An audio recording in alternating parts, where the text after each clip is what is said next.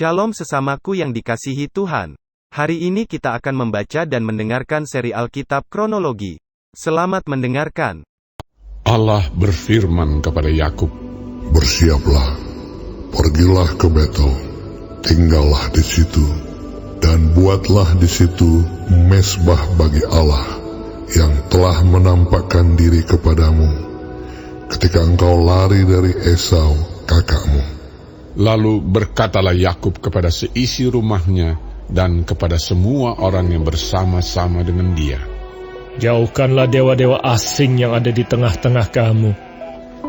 Tahirkanlah dirimu dan tukarlah pakaianmu. Marilah kita bersiap dan pergi ke Betel. Aku akan membuat mezbah di situ bagi Allah, yang telah menjawab aku pada masa kesesakanku, dan yang telah menyertai aku di jalan yang kutempuh." Mereka menyerahkan kepada Yakub segala dewa asing yang dipunyai mereka dan anting-anting yang ada pada telinga mereka. Lalu Yakub menanamnya di bawah pohon besar yang dekat Sikem. Sesudah itu berangkatlah mereka, dan kedahsyatan yang dari Allah meliputi kota-kota sekeliling mereka, sehingga anak-anak Yakub tidak dikejar.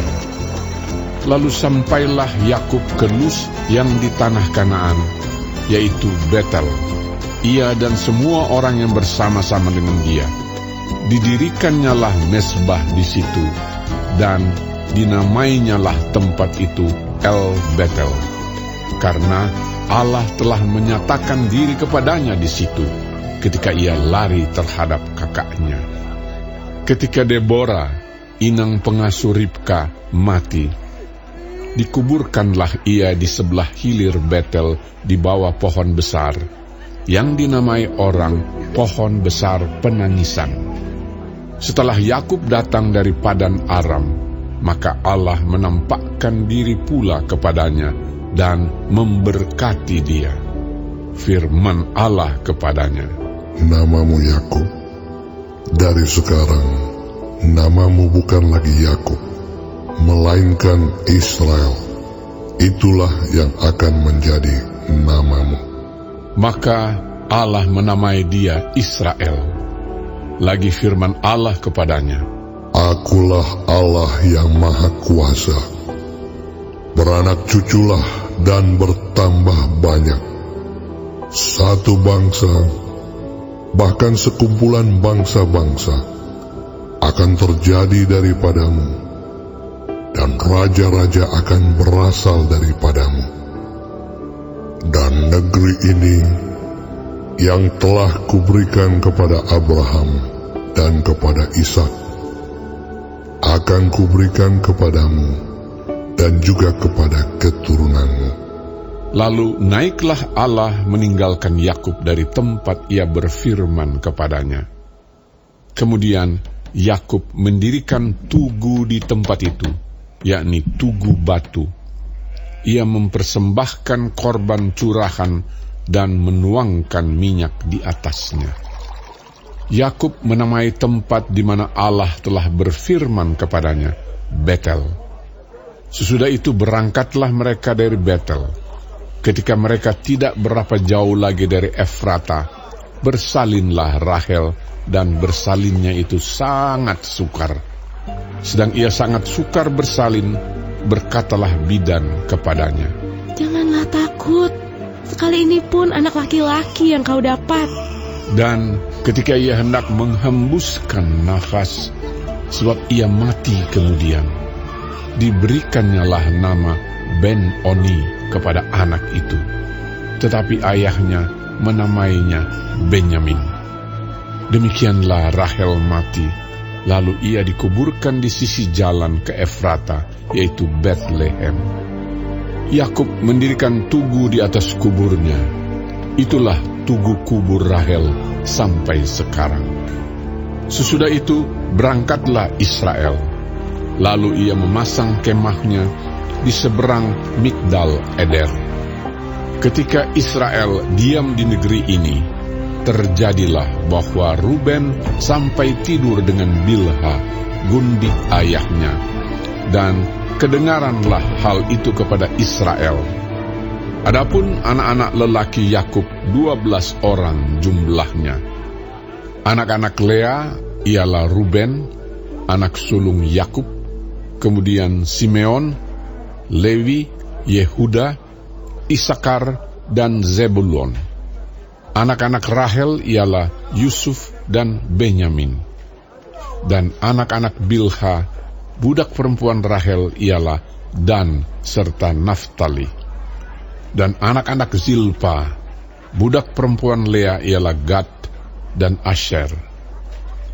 Itulah anak-anak lelaki Yakub yang dilahirkan baginya di Padan Aram. Lalu sampailah Yakub kepada Ishak, ayahnya, di Mamre dekat Kiryat Arba. Itulah Hebron, tempat Abraham dan Ishak tinggal sebagai orang asing. Adapun umur Ishak 180 tahun. Lalu meninggallah Ishak. Ia mati dan dikumpulkan kepada kaum leluhurnya. Ia tua dan suntuk umur. Maka Esau dan Yakub anak-anaknya itu menguburkan dia.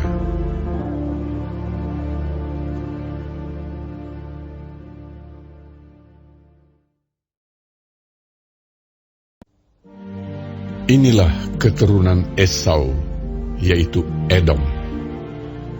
Esau mengambil perempuan-perempuan Kanaan menjadi istrinya, yakni Ada, anak Elon orang Het, dan Oholibama, anak Ana, anak Zibeon orang Hewi, dan Basmat, anak Ismael, adik Nebayot. Ada melahirkan Elifas bagi Esau, dan Basmat melahirkan Rehuel, dan Oholibama melahirkan Yeus, Yaelam, dan Korah. Itulah anak-anak Esau yang lahir baginya di tanah Kanaan.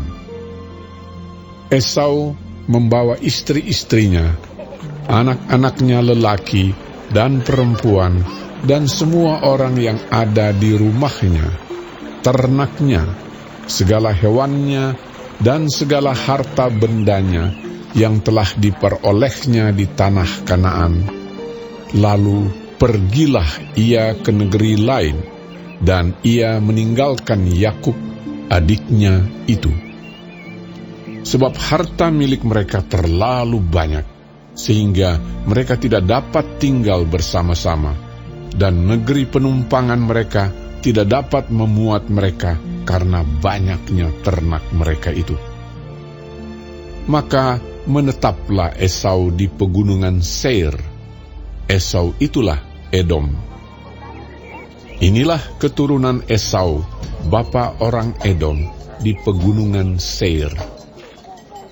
Nama anak-anaknya ialah Elifas, anak Ada, istri Esau, Rehuel, anak Basmat, istri Esau.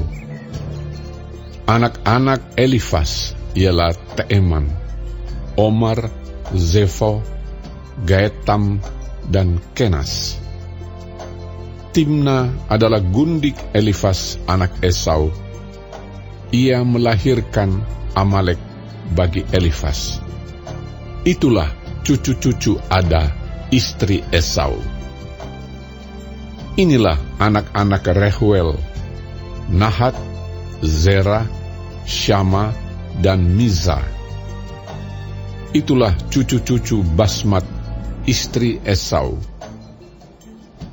Inilah anak-anak Oholibama, istri Esau itu, anak Ana, anak Zibeon. Ia melahirkan bagi Esau Yeus, Yaelam, dan Korah. Inilah kepala-kepala kaum Bani Esau, keturunan Elifas, anak sulung Esau. Ialah kepala kaum Teeman, kepala kaum Omar, kepala kaum Zevo, kepala kaum Kenas, kepala kaum Korah, kepala kaum Gaetam, dan kepala kaum Amalek. Itulah kepala-kepala kaum Elifas di tanah Edom. Itulah keturunan Ada. Inilah keturunan Reuel, anak Esau, kepala kaum Nahat, kepala kaum Zera, kepala kaum Syama, dan kepala kaum Miza. Itulah kepala-kepala kaum Reuel di tanah Edom. Itulah keturunan Basmat, istri Esau. Inilah keturunan Oholibama, istri Esau, kepala kaum Yeus, kepala kaum Yaelam, kepala kaum Korah. Itulah kepala-kepala kaum Oholibama, istri Esau, anak Ana. Itulah Bani Esau, yakni Edom, dan itulah kepala-kepala kaum mereka. Inilah anak-anak Seir, orang Hori, penduduk negeri itu: Lotan, Shobal, Zibeon, Ana, Dishon, Ezer, Dishan. Itulah kepala-kepala kaum orang Hori, anak-anak Seir di tanah Edom. Anak-anak Lotan ialah Hori dan Heman, dan saudara perempuan Lotan ialah Timna. Inilah anak-anak Shobal: Alwan, Manahat, Ebal, Shefo, dan Onam. Inilah anak-anak Zibeon: Aya dan Ana. Ana inilah yang menemui mata-mata air panas di padang gurun, ketika ia sedang menggembalakan keledai Zibeon, ayahnya itu. Inilah anak-anak Ana: Dishon dan Oholibama, anak perempuan Ana. Inilah anak-anak Dishon: Hemdan, Eshiban, Yitran, dan Keran. Inilah anak-anak Ezer: Bilhan, Zaawan, dan Akan. Inilah anak-anak Dishan: Us dan Aran. Itulah kepala-kepala kaum orang Hori, kepala kaum Lotan, kepala kaum Shobal, kepala kaum Zibeon, kepala kaum Ana, kepala kaum Dishon, kepala kaum Ezer, dan kepala kaum Dishan. Itulah kepala-kepala kaum orang Hori, kaum demi kaum di tanah Seir. Inilah raja-raja yang memerintah di tanah Edom, sebelum ada seorang raja memerintah atas orang Israel. Di Edom yang memerintah ialah Bela bin Beor, dan kotanya bernama Tinhaba. Setelah Bela mati, Yobab bin Zerah dari Bozra menjadi raja menggantikan dia. Setelah Yobab mati, Husham dari negeri orang Teeman menjadi raja menggantikan dia. Setelah Husham mati, Hadad bin Bedad menjadi raja menggantikan dia. Dialah yang memukul kalah orang Midian di daerah Moab, dan kotanya bernama Awit. Setelah Hadad mati, Samlah dari Masreka menjadi raja menggantikan dia. Setelah Samlah mati, Saul dari Rehobot yang di pinggir sungai menjadi raja menggantikan dia. Setelah Saul mati, Baal Hanan bin Akbor menjadi raja menggantikan dia. Setelah Baal Hanan bin Akbor mati, Hadar menjadi raja menggantikan dia. Kotanya bernama Pahu, dan istrinya bernama Mehetabeel binti Matred binti Mezahab. Inilah nama kepala-kepala kaum Esau menurut kaum dan tempat mereka, dengan nama mereka masing-masing: kepala kaum Timna, kepala kaum Alwa, kepala kaum Yetet, kepala kaum Oholibama, kepala kaum Ela, kepala kaum Pinon, kepala kaum Kenas, kepala kaum Teeman, kepala kaum Mibzar, kepala kaum Magdiel dan kepala kaum Iram. Itulah kepala-kepala kaum Edom menurut tempat kediaman mereka di tanah milik mereka. Edom ialah Esau, bapa orang Edom.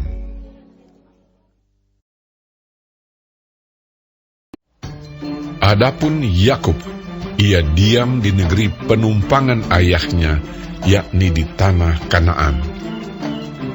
Inilah riwayat keturunan Yakub. Yusuf tatkala berumur 17 tahun, jadi masih muda, biasa menggembalakan kambing domba bersama-sama dengan saudara-saudaranya, anak-anak Bilha dan Zilpa, kedua istri ayahnya. Dan Yusuf menyampaikan kepada ayahnya kabar tentang kejahatan saudara-saudaranya.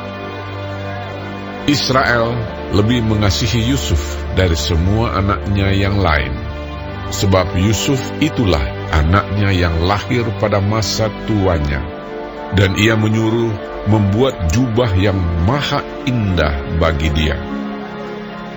Setelah dilihat oleh saudara-saudaranya bahwa ayahnya lebih mengasihi Yusuf dari semua saudaranya, maka bencilah mereka itu kepadanya dan tidak mau menyapanya dengan ramah. Pada suatu kali bermimpilah Yusuf, lalu mimpinya itu diceritakannya kepada saudara-saudaranya, sebab itulah mereka lebih benci lagi kepadanya. Karena katanya kepada mereka, "Coba, dengarkan mimpi yang kumimpikan ini. Tampak kita sedang di ladang, mengikat berkas-berkas gandum. Lalu, bangkitlah berkasku dan tegak berdiri. Kemudian, datanglah berkas-berkas kamu sekalian, mengelilingi dan sujud menyembah kepada berkasku itu." Lalu saudara-saudaranya berkata kepadanya, "Apakah engkau ingin menjadi raja atas kami? Apakah engkau ingin berkuasa atas kami?" Jadi makin bencilah mereka kepadanya karena mimpinya dan karena perkataannya itu. Lalu ia memimpikan pula mimpi yang lain yang diceritakannya kepada saudara-saudaranya. Katanya, "Aku bermimpi pula. Tampak matahari, bulan, dan 11 bintang sujud menyembah kepadaku." setelah hal ini diceritakannya kepada ayah dan saudara-saudaranya, maka ia ditegur oleh ayahnya. Mimpi apa mimpimu itu? Masakan aku dan ibumu, serta saudara-saudaramu, sujud menyembah kepadamu sampai ke tanah. Maka iri hatilah saudara-saudaranya kepadanya, tetapi ayahnya menyimpan hal itu dalam hatinya. Pada suatu kali, pergilah saudara-saudaranya menggembalakan kambing domba ayahnya dekat Sikem. Lalu Israel berkata kepada Yusuf, "Bukankah saudara-saudaramu menggembalakan kambing domba dekat Sikem? Marilah engkau kusuruh kepada mereka." Sahut Yusuf, "Ya, Bapa." Kata Israel kepadanya, "Pergilah engkau melihat apakah baik keadaan saudara-saudaramu dan keadaan kambing domba, dan bawalah kabar tentang itu kepadaku." Lalu Yakub menyuruh dia dari lembah Hebron, dan Yusuf pun sampailah ke Sikem. Ketika Yusuf berjalan ke sana kemari di padang, bertemulah ia dengan seorang laki-laki yang bertanya kepadanya. "Apakah yang kau cari?" Sahutnya, "Aku mencari saudara-saudaraku. Tolonglah katakan kepadaku, di mana mereka menggembalakan kambing domba."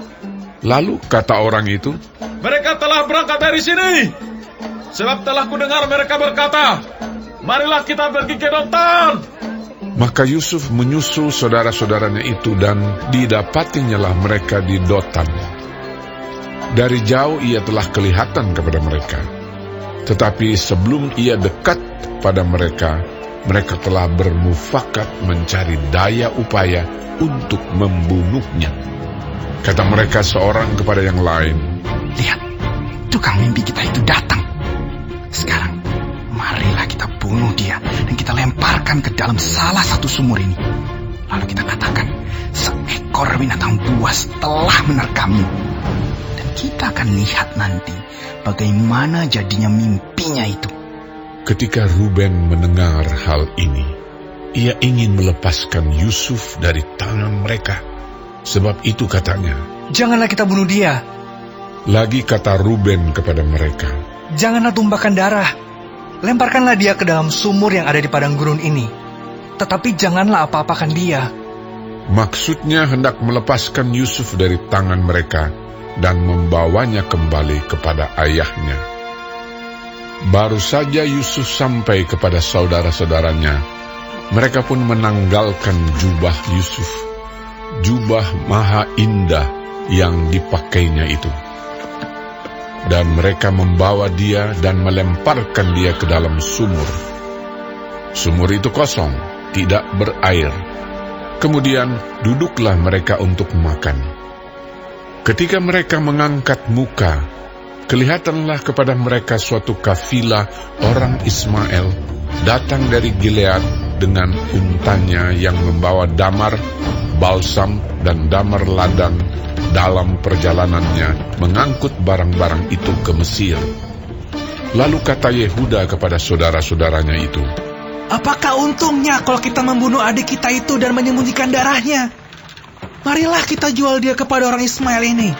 Tetapi janganlah kita apa-apakan dia, karena ia saudara kita, darah daging kita.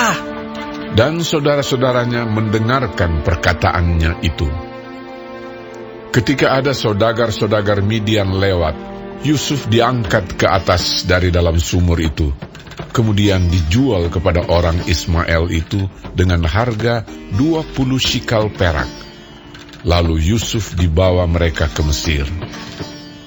Ketika Ruben kembali ke sumur itu, ternyata Yusuf tidak ada lagi di dalamnya.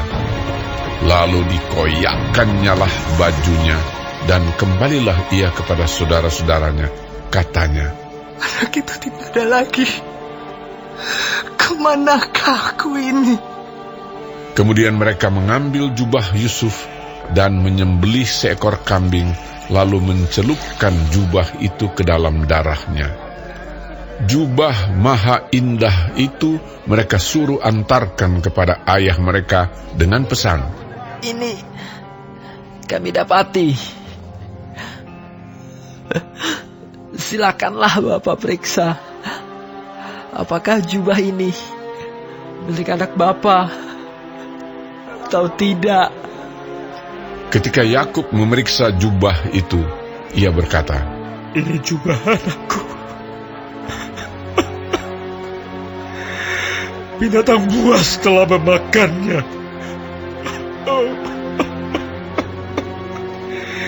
Tentulah Yusuf telah diterkam. dan Yakub mengoyakkan jubahnya, lalu mengenakan kain kabung pada pinggangnya, dan berkabunglah ia berhari-hari lamanya karena anaknya itu. Sekalian anaknya laki-laki dan perempuan berusaha menghiburkan dia, tetapi ia menolak dihiburkan, serta katanya, Tidak, aku akan berkabung sampai aku turun mendapatkan anakku ke dalam dunia orang mati. Demikianlah Yusuf ditangisi oleh ayahnya. Adapun Yusuf, ia dijual oleh orang Midian itu ke Mesir, kepada Potifar, seorang pegawai istana Fir'aun, kepala pengawal raja.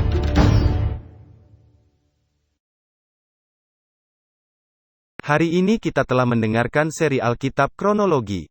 Tuhan Yesus memberkati.